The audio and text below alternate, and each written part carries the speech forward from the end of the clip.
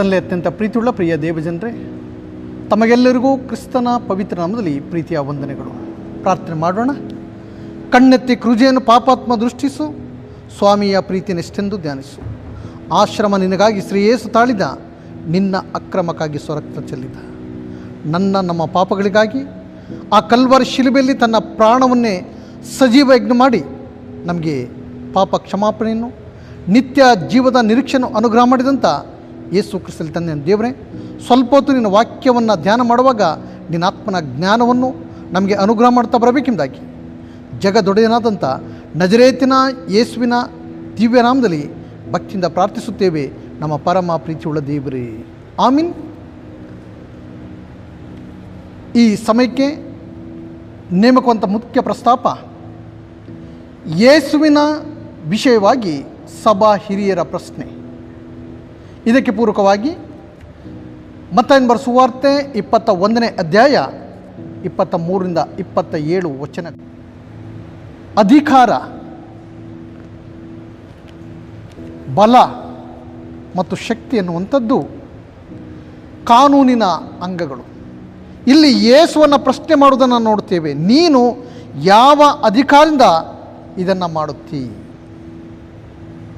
ಇಂದು ಸರ್ಕಾರ, ಸಭೆ, ಸಂಘ ಸಂಸ್ಥೆಗಳಲ್ಲಿ ಅಧಿಕಾರವೇ ಕೇಂದ್ರಬಿದ್ದು, ದೇವರ ಮಕ್ಕಳಂತ ನಾವು ದೇವರು ಕೊಟ್ಟಂಥ ಈ ಜವಾಬ್ದಾರಿಯನ್ನು ನಿಷ್ಠೆ, ಪ್ರಾಮಾಣಿಕತೆ, ಶುದ್ಧತೆ, ಬದ್ಧತೆಯಿಂದ ಮಾಡಲು ಇಂದಿನ ವಾಕ್ಯ ಭಾಗಗಳು ನಮಗೆ ಕರೆಯನ್ನು ಕೊಡುವಂಥದ್ದಾಗಿದೆ. ನಮ್ಮ ಕ್ರೈಸ್ತಿಯ ಮೌಲ್ಯಗಳು ಸೇವೆ ಮಾಡಿಸಿಕೊಡುವುದಕ್ಕಾಗಿ ಅಲ್ಲ, ಬದಲಾಗಿ ಸೇವೆ ಮಾಡುವುದಕ್ಕಾಗಿ, ಅನೇಕರ ಕಣ್ಣೀರನ್ನ ಒರೆಸುವುದಕ್ಕಾಗಿ ನಾವು ಆರಿಸಲ್ಪಟ್ಟವರು ಮತ್ತು ನೇಮಿಸಲ್ಪಟ್ಟವರು. ಯೇಸು ಅರಸನಂತೆ ಯೆರೂಸಲೇಮ್ ಪುರ ಪ್ರವೇಶವನ್ನು ಮಾಡಿದಾಗ ಜನರು ದಾವೀದ ಕುಮಾರನಿಗೆ ಜಯ, ಕರ್ತನ ಹೆಸರಲ್ಲಿ ಬರೆಯುವ ಆಶೀರ್ವಾದ, ಮೇಲನ ಲೋಕಳಿ ಜಯ ಎಂಬುದಾಗಿ ಆರ್ಭಟಿಸಿದರು. ಇದನ್ನು ನೋಡಿದಂಥ ಅಧಿಕಾರಿ ವರ್ಗ ಭಯಪಟ್ಟರು, ಅವರಲ್ಲಿ ನಡುಕ ಉಂಟಾಯಿತು. ಈ ಜನಸ್ತೋಮ ಅವರ ಒಂದು ಅಧಿಕಾರವನ್ನು ಪ್ರಶ್ನೆ ಮಾಡುವಂತಿತ್ತು.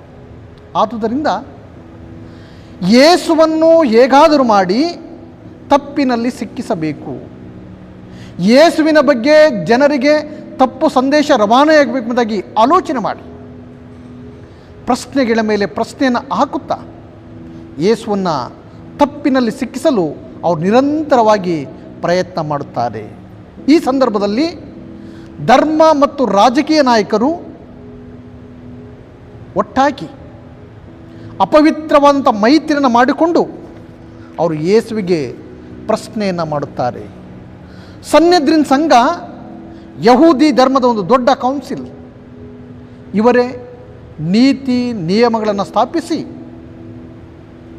ಆ ನೀತಿ ನಿಯಮಗಳಂತೆ ಜನರನ್ನು ಅವರು ನಡೆಸ್ತಾ ಇದ್ದರು. ಆದರೆ ಯೇಸುವಿನ ನ್ಯಾಯ ವಿಚಾರಣೆಯ ಸಂದರ್ಭದಲ್ಲಿ ಅವರು ಮಾಡಿದಂಥ ನ್ಯಾಯ ನೀತಿಗಳನ್ನೇ ಅವರು ಗಾಳಿಗೆ ತೂರಿದರು.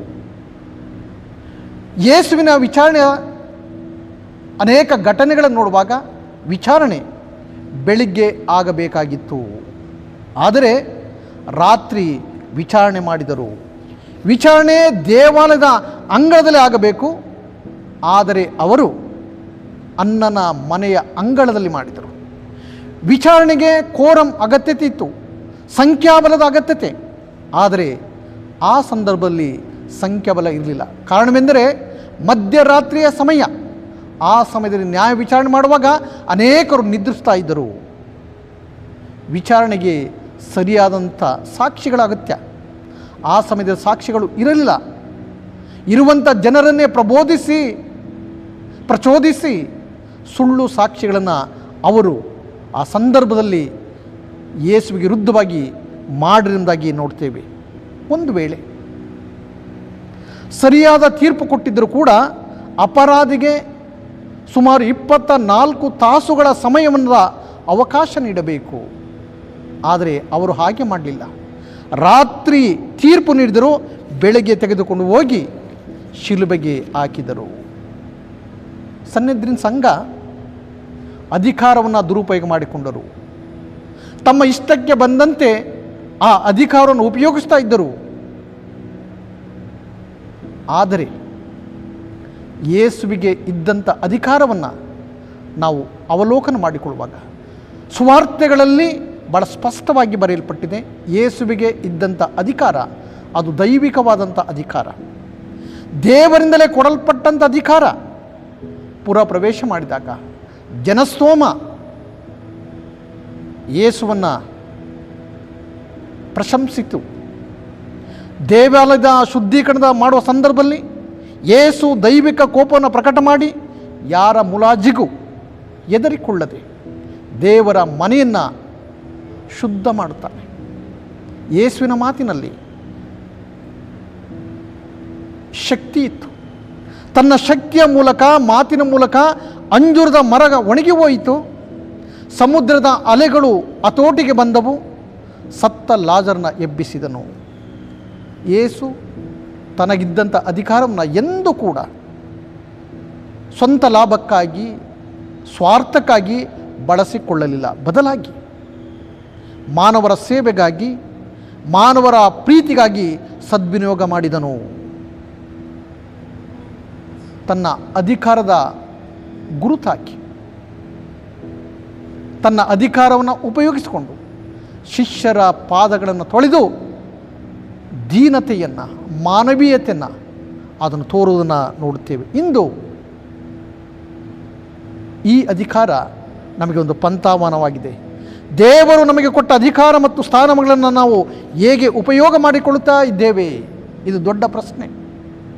ಯೇಸುವಿನ ಸೇವೆಯಲ್ಲಿ ಪ್ರೀತಿ ಮತ್ತು ತ್ಯಾಗ ಕಂಡುಬಂದರೂ ಶಾಸ್ತ್ರಿ, ಫರಿಸಾಯರು, ಅವರ ವಿರೋಧಿಗಳು ಯೇಸುವಿನ ಬಗ್ಗೆ ನಕಾರಾತ್ಮಕವಾದಂಥ ಮನಸ್ಸನ್ನು ಅವರಿಟ್ಟುಕೊಂಡಿದ್ದರು. ಹೇಗಾದರೂ ಮಾಡಿ, ಏನಾದರೂ ಮಾಡಿ ಪ್ರಶ್ನೆಗಳ ಮೇಲೆ ಪ್ರಶ್ನೆಯನ್ನು ಹಾಕಿ ಯೇಸುವಿನನ್ನು ತಪ್ಪಿನಲ್ಲಿ ಸಿಕ್ಕಿಸಲು ಅವರು ನಿರಂತರವಾಗಿ ದುರಾಲೋಚನೆ ಮಾಡಿ ಒಟ್ಟಾದರು.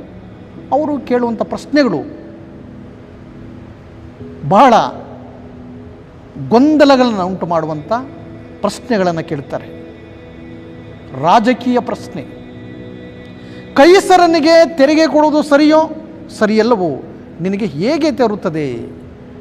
ಅದಕ್ಕೆ ಯೇಸುವಿನ ಸ್ಪಷ್ಟವಾದಂಥ ಉತ್ತರ, ಕೈಸರನದನ್ನು ಕೈಸರನಿಗೆ ಕೊಡ್ರಿ, ದೇವರದನ್ನು ದೇವರಿಗೆ ಕೊಡಿರಿ. ಅವರಲ್ಲಿ ಸೋತು ಹೋಗುತ್ತಾರೆ. ಸೋತಂಥ ವ್ಯಕ್ತಿಗಳು ಪುನಃ ಬಂದು ಪ್ರಶ್ನೆ ಮಾಡ್ತಾರೆ. ಅದು ಪುನರುತ್ಥಾನ ಮತ್ತು ಭವಿಷ್ಯತ್ತಿನ ಜೀವನದ ಬಗ್ಗೆ ಪ್ರಶ್ನೆ. ಒಬ್ಬ ಮನುಷ್ಯನು ಮದುವೆ ಮಾಡಿಕೊಂಡು ಮಕ್ಕಳಿಲ್ಲದೆ ಸತ್ತರೆ ಅವನ ತಮ್ಮನು ಅವಳನ್ನು ಮದುವೆ ಮಾಡಿಕೊಳ್ಳಬೇಕು.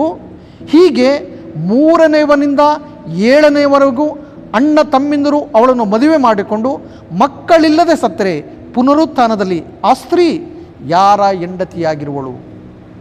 ಯೇಸು ಸಮಂಜಸವಾದಂಥ, ಸರಳವಾದಂಥ, ಸ್ಪಷ್ಟವಾದಂಥ ಉತ್ತರವನ್ನು ಅವರಿಗೆ ಕೊಡ್ತಾನೆ. ಈ ಲೋಕದ ಜನರು ಮದುವೆ ಮಾಡಿಕೊಳ್ಳುತ್ತಾರೆ, ಮದುವೆ ಮಾಡಿಕೊಡುತ್ತಾರೆ.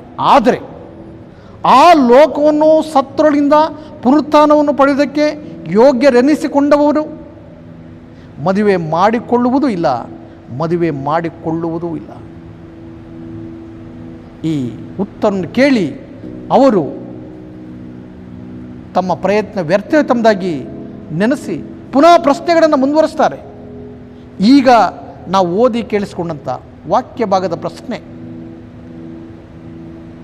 ಈ ಅಧಿಕಾರವನ್ನು ನಿನಗೆ ಯಾರು ಕೊಟ್ಟರು? ನೀನು ಯಾವ ಅಧಿಕಾರದಿಂದ ಇದನ್ನೆಲ್ಲ ಮಾಡುತ್ತಿ? ಈ ಅಧಿಕಾರವನ್ನು ನಿನಗೆ ಯಾರು ಕೊಟ್ಟರು?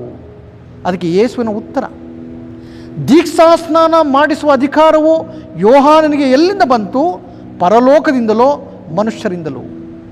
ಈ ಪ್ರಶ್ನೆಗೆ ಅವರಲ್ಲಿ ಸಮಂಜಸವಾದ ಉತ್ತರ ಇರಲಿಲ್ಲ. ಬದಲಾಗಿ ಅವರು ಹೇಳುವಂಥ ಉತ್ತರ, ನಾವರಿಯುವವು, ನಮಗೆ ಗೊತ್ತಿಲ್ಲ. ಅಲ್ಲಿ ಕೂಡ ಅವರು ಸೋತು ಯೇಸುವಿನಿಂದ ದೂರ ಹೋಗುವುದನ್ನು ನೋಡ್ತೇವೆ.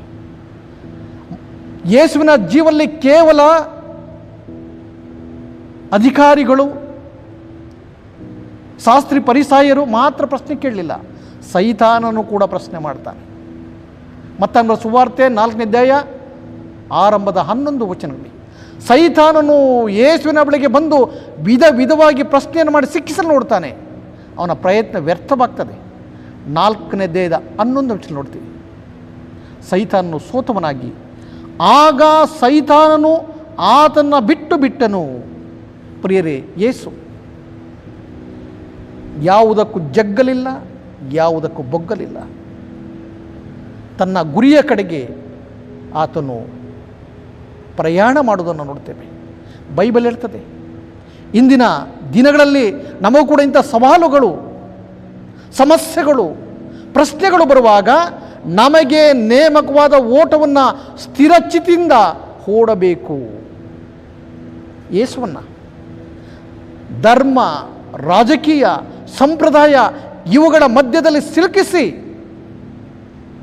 ಇವನು ಆ ಬಡಗಿಯ ಮಗನಲ್ಲವೇ, ಇವನು ಹೊಟ್ಟೆಬಾಕನು, ಬೆಲ್ಜಿಬೂಲನ ಸಹಾಯದಿಂದ ದೆವ್ವಗಳನ್ನು ಬಿಡಿಸುವುದಾಗಿ ಬೇರೆ ಬೇರೆ ರೀತಿಯಲ್ಲಿ ಜನರಿಗೆ ತಪ್ಪು ಸಂದೇಶವನ್ನು ನೀಡ್ತಾರೆ. ಅವನ ಅಧಿಕಾರವನ್ನು ಪ್ರಶ್ನೆ ಮಾಡ್ತಾರೆ. ಪ್ರಿಯ ದೇವ ಜನರೇ,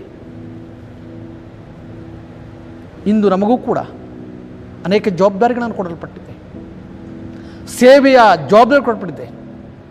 ಇಂದು ನಾವು ನಮಗೆ ಕೊಟ್ಟ ಜವಾಬ್ದಾರಿಗಳನ್ನು ಕೆಟ್ಟದ್ದಕ್ಕಾಗಿ, ಸ್ವಾರ್ಥಕ್ಕಾಗಿ, ತಮ್ಮ ಕುಟುಂಬದ ಒಳಿತಿಗಾಗಿ ಉಪಯೋಗ ಮಾಡ್ತಿದ್ದೇವೋ ಅಥವಾ ಸಮಾಜದ ಒಳಿತಿಗಾಗಿ, ಸಮಾಜದ ಅಭಿವೃದ್ಧಿಗಾಗಿ ನಾವು ಸದ್ವಿನಿಯೋಗ ಮಾಡ್ತಿದ್ದೆವೋ ನಮ್ಮನ್ನು ಪ್ರಶ್ನೆ ಮಾಡಿಕೊಳ್ಳೋಣ. ಈ ವಾಕ್ಯದ ಬೆಳಕಿನಲ್ಲಿ ನಮ್ಮನ್ನು ಪ್ರಶ್ನೆ ಮಾಡುವಾಗ ಈ ಜವಾಬ್ದಾರಿ ಅನ್ನುವಂಥದ್ದು ದೇವರು ಕೊಟ್ಟಂಥ ಆಶೀರ್ವಾದ. ಅಂದು ಶಾಸ್ತ್ರಿ ಪರಿಸಾಯರಿಗೆ ಸಿಕ್ಕಿದಂಥ ಅಧಿಕಾರ ಅದು ಲೌಕಿಕವಾದಂಥ ಅಧಿಕಾರ, ಅದನ್ನು ದುರುಪಯೋಗ ಮಾಡಿದರು. ಯೇಸುವಿಗೆ ಸಿಕ್ಕಿದ ಅಧಿಕಾರ ದೈವಿಕ ಅಧಿಕಾರ, ಅದನ್ನು ದೇವರು ಸದ್ವಿನಿಯೋಗ ಮಾಡಿದ್ದನು. ಇಂದು ಲೆಂಟ್, ಪಾವನ ದಿನಗಳು, ನಮ್ಮನ್ನು ನಾವು ಆತ್ಮ ಪರಿಶೀಲನೆ ಮಾಡಿಕೊಳ್ಳುವಂಥ ದಿನಗಳು. ನಮಗೆ ಕೊಟ್ಟಂಥ ಜವಾಬ್ದಾರಿಯನ್ನು ನಾವು ಯಾವ ರೀತಿಯಲ್ಲಿ ಉಪಯೋಗ ಮಾಡ್ತೀವಿ ಎಂಬುದಾಗಿ ನಮ್ಮನ್ನು ನಾವು ಪ್ರಶ್ನೆ ಮಾಡ್ಕೊಳ್ತೀವಿ. ಒಂದು ವೇಳೆ ತಪ್ಪುಗಳಿದ್ದರೆ ಅದನ್ನು ತಿದ್ದಿಕೊಳ್ಳಲು ಇಂದಿನ ವಾಕ್ಯ ಭಾಗಗಳು ಕರೆಯನ್ನು ಕೊಡುತ್ತಿದೆ. ಇಂದು ನಮಗೆ ಕೊಡಲ್ಪಟ್ಟ ಜವಾಬ್ದಾರಿಗಳನ್ನು ನಿಷ್ಠೆ, ಪ್ರಾಮಾಣಿಕತೆ, ಶುದ್ಧತೆ, ಬದ್ಧತೆಯಿಂದ ಮಾಡುವ ಮೂಲಕ ಅರ್ಥಪೂರ್ಣ ಜೀವನ ಮಾಡುವಂತೆ ಪವಿತ್ರಾತ್ಮನು ನಮಗೆ ಸಹಾಯವನ್ನು ಅನುಗ್ರಹಿಸಲಿ. ಆಮೀನ್. ಪ್ರಾರ್ಥನೆ ಮಾಡೋಣ. ನಮ್ಮ ದೇವರೇ, ನಿನ್ನ ವಾಕ್ಯಕ್ಕಾಗಿ ಸ್ತೋತ್ರ. ನಮ್ಮ ಜೀವನಲ್ಲೂ ಸ್ವಾಮಿ, ನೀನು ಕೊಟ್ಟಂಥ ಜವಾಬ್ದಾರಿಗಳನ್ನು ನಾವು ಉತ್ತಮವಾಗಿ ಮಾಡಲು ನಿನ್ನ ಆತ್ಮನ ಬಲವನ್ನು ಅನುಗ್ರಹಿಸಿಕೊಡು, ನಿನ್ನ ಆತ್ಮನ ಶಕ್ತಿಯನ್ನು ದಯಪಾಲಿಸಿಕೊಡು, ನಿನ್ನ ಆತ್ಮನ ದರ್ಶನ ಕೊಡು. ಯೇಸುವಿನ ನಾಮದಲ್ಲಿ ಭಕ್ತಿಯಿಂದ ಪ್ರಾರ್ಥಿಸುತ್ತೇವೆ. ಆಮೀನ್.